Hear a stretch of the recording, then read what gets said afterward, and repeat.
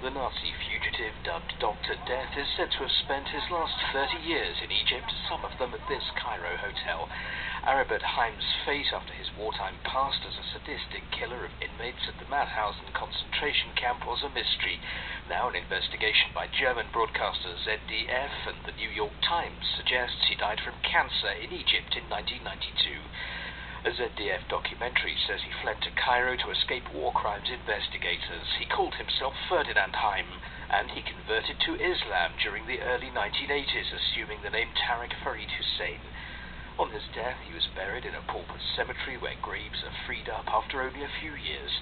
The investigators say they have documents amassed by Heim, a death certificate, and confirmation by his son Rudiger that he had died. But Nazi hunters at the Simon Wiesenthal Center in Jerusalem say the findings lack conclusive proof.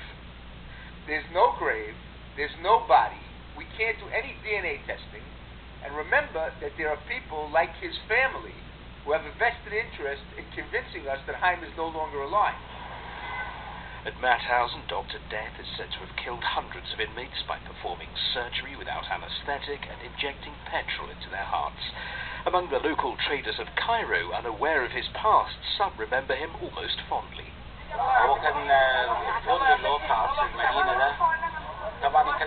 He stayed at the Castra Al Medina Hotel maybe around 20 years ago, and there was a roof space or something on the top, and the kids would go there with him, probably the hotel owner's kids.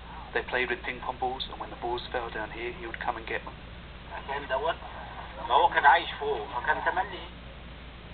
Heim was the most notorious surviving perpetrator of the Nazi Holocaust and had a $1.2 million price on his head.